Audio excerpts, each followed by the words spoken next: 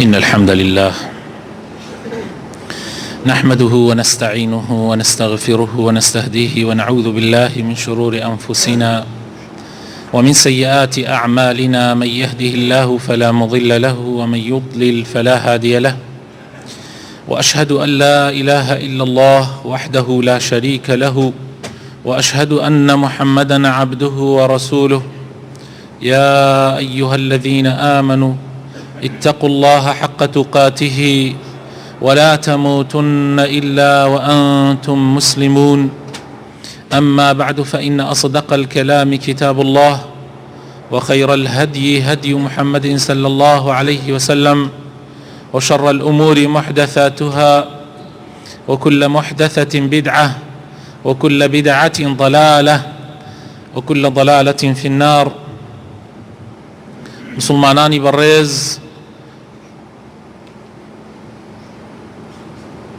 یەکێک لە جوانترین صیفاتەکانی ئینسانی مسلمان پاراستنی نهێنیەکانە، و کەسانێکیش ئەتوانن نهێنی بپارێزن کە خاوەنی هیممەت بەرزی بن، خاوەنی ئیمانێکی پتەو بن. ئەگینا کەسانێک ئەگەر هیممەتیان نزم بێ، کەسانێک ئەگەر ئیمانیان ضعیف بێ، ناتوانن نهێنی بپارێزن. وتراوە إن صدور الأحرار قبور الأسرار. وتراوە سێنگی پیاوە لێ هاتوو ئازادەکان گۆڕستانی نهێنیەکانە. خوای تعالی لە قورئانی پیرۆزە فەرمان بە ئێمەی مسلمان ئەکا و ئەفەرمێ: يا أيها الذين آمنوا لا تخونوا الله والرسول وتخونوا أماناتكم وأنتم تعلمون. ئەی ئەو کەسانەی کە باوەڕتان هێناوە ناپاکی لەگەڵ خوایە و لەگەڵ پێغەمبەری خوایە و لەگەڵ ئەو ئەمانات و سپاردانەی کە پێتان سپێرراوە نەکەن، لە کاتێکا کە ئێوە زانان و ئەزانن ئەوە چی تاوانێکی گەورەیە.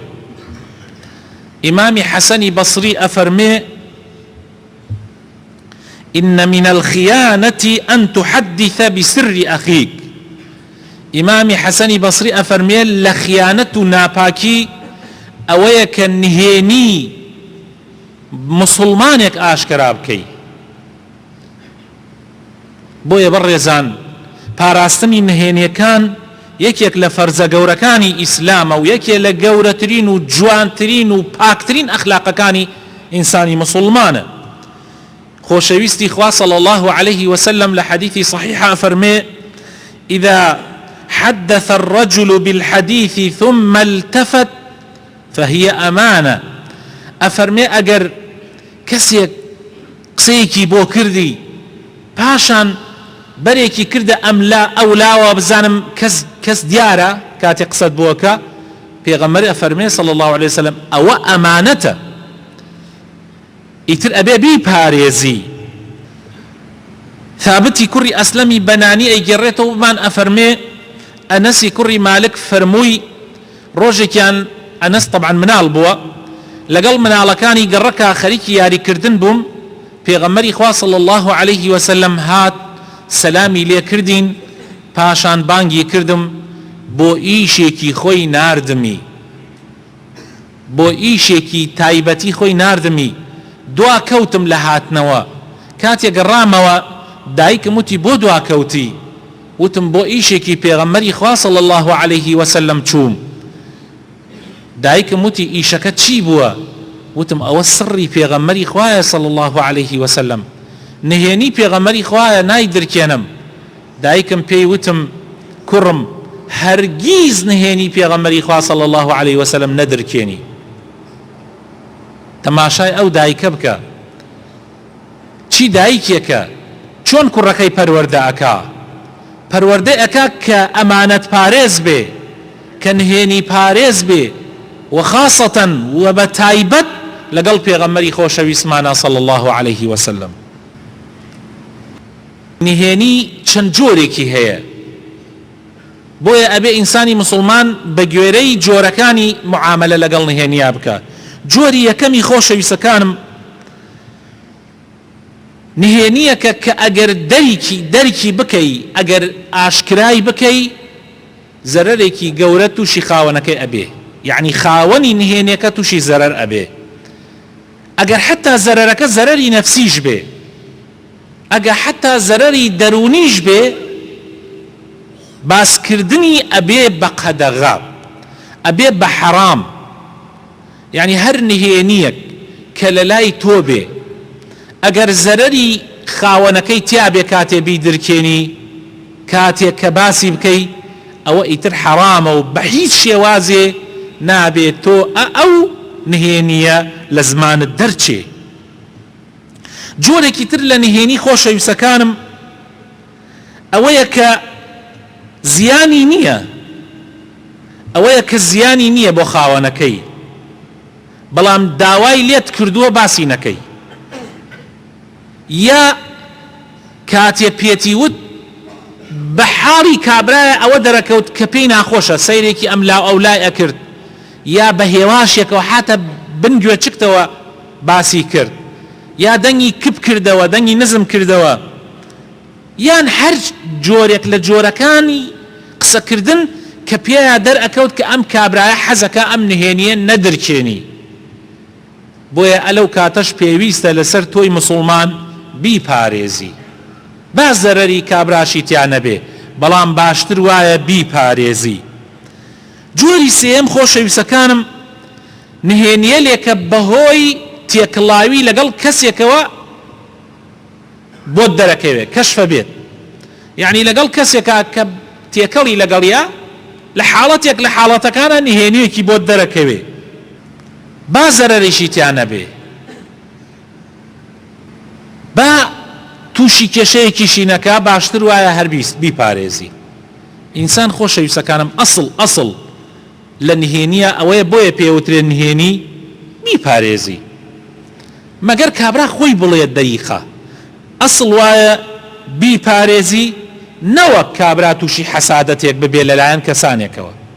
جاری وا هەیە تۆ نهێنیەکت لایە هی زەلامێکە، بەهۆی تێکڵاویت لەگەڵەوە دەرکەوت، بۆ نمونە ئەزانی پارەی زۆرە، لە کاتێکە کە پارەیەک دەرکرد شتێ بکڕێ، تەماشات کرد سەفتەیە دۆلاری هەیە، خۆ نەیوت باسی مەکە، وە ترسیش نییە کە زەرەری لێ بدەی، بەڵام ئەسڵ وایە باسی نەکەی. یا بۆت دەرکەوت کە خاوەنی خانوویەکی ترە، یا سەیارەیەکی هەیە، یا مڵکێکی هەیە، ئەسڵ وایە نەیڵێ، نەوەک خەڵک حەسادەتی پێ ببا. و ئێمە ئەیشزانین حەسادەت بەڕاستی کاریگەری هەیە، بمانەوە و نەمانەوێت چاو تەئسیری هەیە. برا بەڕێزەکانم، تەئسیری هەیە، وەڵڵاهی کاریگەری خۆی هەیە. بۆیە ئینسانی مسلمان ئەبێ ئاگای لە خۆی بێ، و ئاگای لە مسلمانەکانی تریش بێ کە ئەم نهێنیەکیان ئەزانێ. لێرە شتێک ئەلەم نهێنیانەی کە باسێکەین ئیستیسنای شتێک ئەکرێ، ئەویش ئەوەیە نهێنیەک ئەگەر ببێتە مایەی ستەم و زوڵم لە یەکێک، واجبە لەسەر شانت بیدرکێنی. نهێنیەک ئەگەر ئەو نهێنیە ئەگەر تۆ ئەیزانی، ئەگەر نەیڵێی ئەبێتە مایەی ئەوەی زوڵم بکرێ، تعدا بکرێ، ئەوە ئەو کاتە واجبە لەسەر شانت ئەو نهێنیە باز بکەی لەبەر ناچاری. لەبەر ناچاری دوو نهێنی هەیە، پێغەمبەری خوا صلی الله عليه وسلم زۆر جەختەکە کە باس نەکرێ، و باسکردنیشی ئەبێ بەهۆی تاوانێکی گەورە. یەکەمیان خۆشەویستەکانم نهێنی خێزانی، نهێنی بەینی ژن و مرد، ئەوەی لە نێوانی ژن و مێردا ڕۆئەدا بە هیچ شێوەیەک لە لای هیچ کەسێک نابێ بیدرکێنی، إلا لە حاڵەتێکا بۆ نمونە، یعنی لە دکتۆرە، حاڵەت لە لای دکتۆر ناچاری نەخۆشیەکەیە شتێک باسەکرێ، مەجبوری تۆ قسەیە بکەی.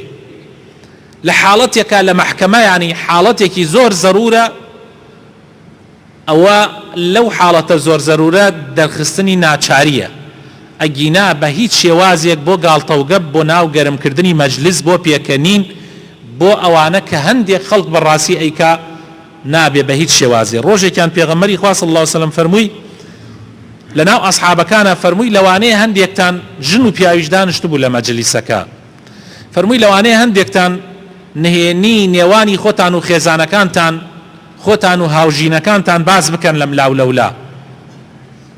سەحابەیەک ئافرەت ئەفەرمێ کەس دەنگی نەکرد، گشتی کب بوو، ئەڵێ منی شوتم واللهی ئەی پێغەمبەری خواوە کەس دەنگ ناکا، ئەگینا واللهی باسیەکەن، واللهی پیاوان لەناو خۆیانە باسیەکەن، ژنەکانش لەناو خۆیانە باسیەکەن.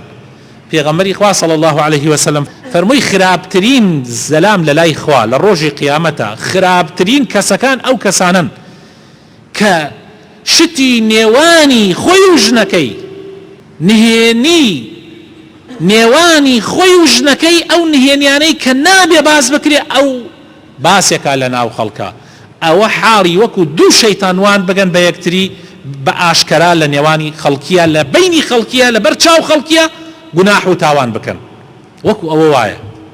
ئەمە یەکێکە لەو تاوانانەی کە بەڕاستی نابێ ئینسانی مسلمان بە هیچ شێوازێ بیکە، نهێنیەکی زۆر خەتەرە و ئاشکراکردنی حرامە.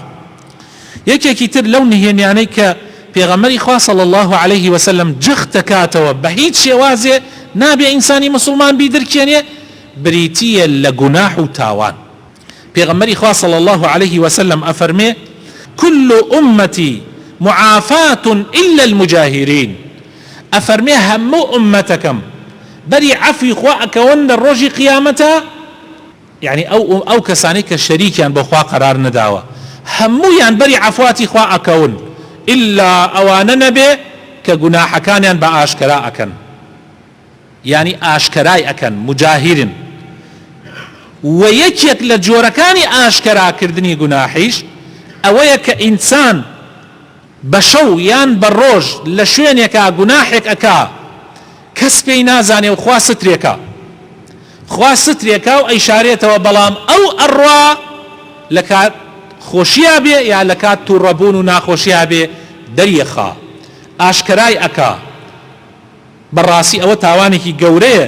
پێغەمبەری خوا صلی الله عليه وسلم ئەفەرمێ خوا ستری کرد بەڵام ئەم ستری خوای لەسەر خۆی هەڵگرت، خوا ستری کرد، خوا دای پۆشی بووی بەڵام ئەم ڕازی نەبوو بە داپۆشینی خوای پەروەردگار.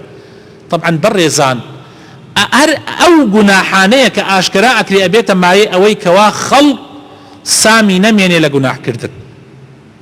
ئەگەر گوناح ئاشکرا نەکرێ خەڵق ئەترسێ لە گوناحکردن، بەس کە گوناح بە ئاشکرا کرا و باس کرا بە ئاشکرا بەڕاستی ئەبێتە مایەی ئەوەی کەوا خەڵق سامی گوناح لای نەمێنێ و ئیتر ئەوی جورئەت بکا لەسەر گوناحکردن.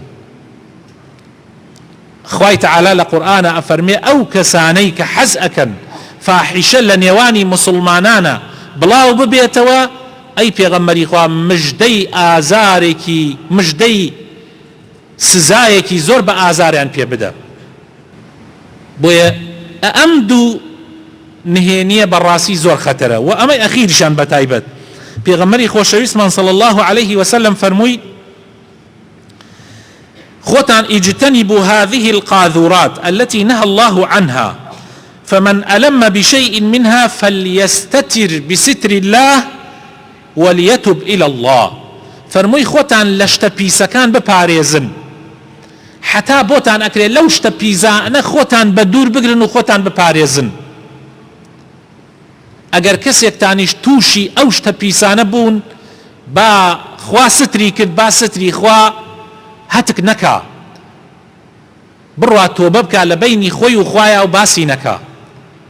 قاذوراتیش شتە پیسەکانیش کە پێغەمبەر ئەفەرمێ صلی الله عليه وسلم ئەو شتانەیە کە ئینسان ناوهێنانی ناشرینە، مەقسەد زینایە، مەقسەد گوناح و تاوانی زینایە. ئەگەر ئینسان تووشی گوناحێک لەو شێوازانە هات با خوا ستری کرد، با سترەکەی خوا هەڵنەماڵێ و بینی خۆی و خوا تۆبە بکا و بگەڕێتەوە بۆ لای خوای تعالی، بەڵکو خوای تعالی لێی خۆش بێ. ئەمجا پێویستە ئێمەی مسلمان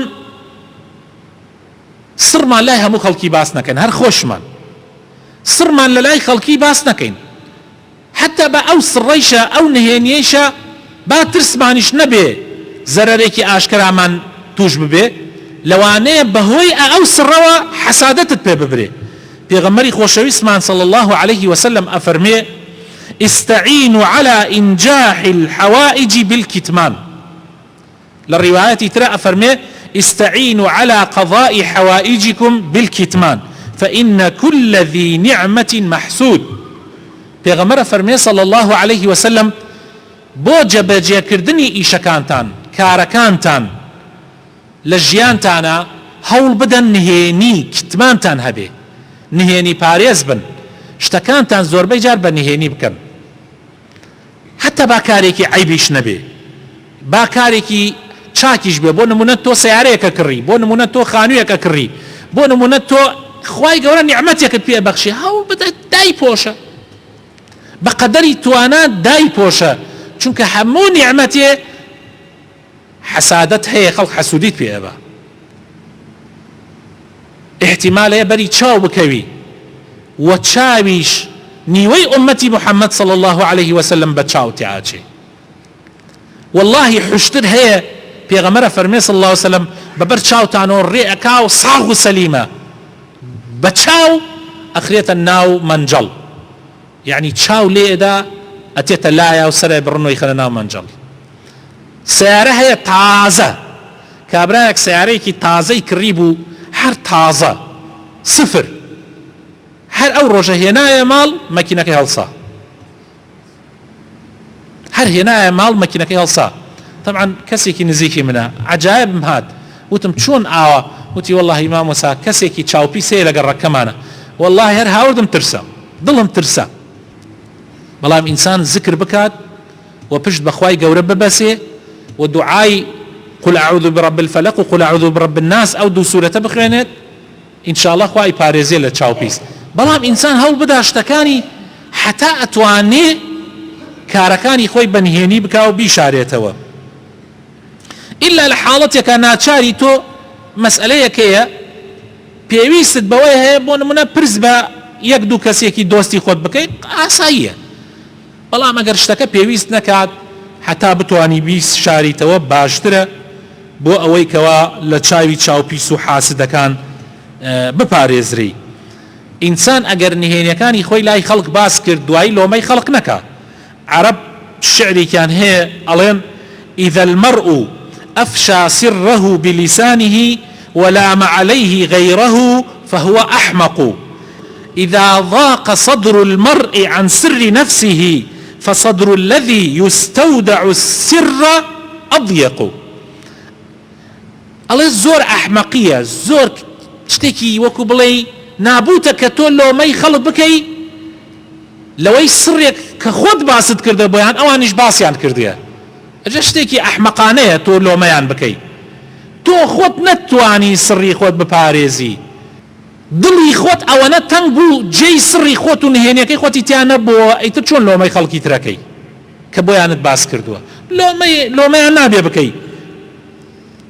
بۆیە خۆشەویستەکانم شاردنەوەی نهێنیەکان ئەم قازانجانەی تایە. یەک ئەمانەتە و ئەمانەت پارێزی ئیمانە، هەر کەسێ نهێنی خۆی و هی خەڵکیش بپارێزێ ئەمە دەلیلی ئەوەیە ئیمانی بەهێزە. دوو، ئینسان بە نهێنی پاراستن هی خۆی بەیانی هی خەڵک بێ ئەتوانێت کارەکانی ئەنجام بدا و ڕێگر نێتە ڕێگای. زۆر جار هەیە شتێک کە ئاشکرا ئەبێ ئەتەوێ بیکەی کە ئاشکرا ئەبێ نایڵن بیکەی. بۆیە ئابێ ئاگامان لی بێ خۆشەویستەکانم، ئاگامان لە نهێنەکانی خۆمان بێ. نهێنی پاراستنی خەڵک علامەتی پیاوەتیە، علامەتی ویقارە، علامەتی لێهاتوێتی و کەمال و تەواوی عەقڵ و ژیری تۆیە. بەهۆی پاراستنی نهێنەکانەوە ئێمە سقە و متمانەمان بە یەکتری زیاتر ئەبێ. یعنی ئەگەر ئێمە نهێنی یەکتریمان پاراست حتا لە کاتی تووڕەیشە، ئیسا تۆ کەسێ دۆستە لە کاتی دۆستایەتیدا شتێکت بۆ باسەکە، کاتێک کە بەینت تێکەچێ لەگەڵیات چەند گرنگە ئەو کاتە بیپارێزی. ئەگەر بیپارێزی ئیتر متمانەیەکت پێ ئەکا بەڕاستی قەت نایدگۆڕێتەوە بە کەسی تر. یا ڕەبی خوای ئیسلاحمان بکەی، هیدایەتمان بدەی، نووری ئیمان بخێتە دڵەکانمانەوە. موفقمان بکەی لە ژیانمانە یا ڕەبی لەو کەسانە بین کە زمانمان ئەپارێزین یا ڕەبی لەو کەسانە بن کە نهێنی مسلمانان ئەپارێزین یا ڕەبی ئیسلاحی حاڵمان بکەی شیفای نەخۆشەکانمان بدەی ڕەحم بە مردوەکانمان بکەی یا ڕەبی ئەو مسلمانانەی کە داوای دوعای خێریان لێکردن یا ڕەبی خوایە ئەگەر نەخۆشیان هەیە شیفای نەخۆشەکانیان بدەی ئەگەر احتیاجێکیان هەیە بۆیان جێبەجێ بکەی خێری دین و دنیای تێ بخەی بۆیان یا ڕەبی خوایە بۆ خاتر ناوە جوانەکانی خۆت بۆ خاتر ئیسمی عەظەمی خۆت خوایە کوردستان لە هەموو دوژمنێک وستەمکارێ بەپارێزی یا ڕەبی خوایە ژێر چەپۆکە هیچ زاڵمێکمان نەکەی یا ڕەبی هەر زاڵمێک تەماحی وڵاتمانەکە یا ڕەب العالەمین ڕسوای بکەی یا ڕەبی خوایە بۆ خاتر ناوە جوانەکانی خۆت بۆ خاتر ئیسمی عەظەمی خۆت ئەمن و ئاسایش لە کوردستانیشمانە بەرقەرار بکەی لە عێراقا بەرقەراری بکەی لە هەموو وڵاتانی تری ئیسلامیشە ئامین ئامین.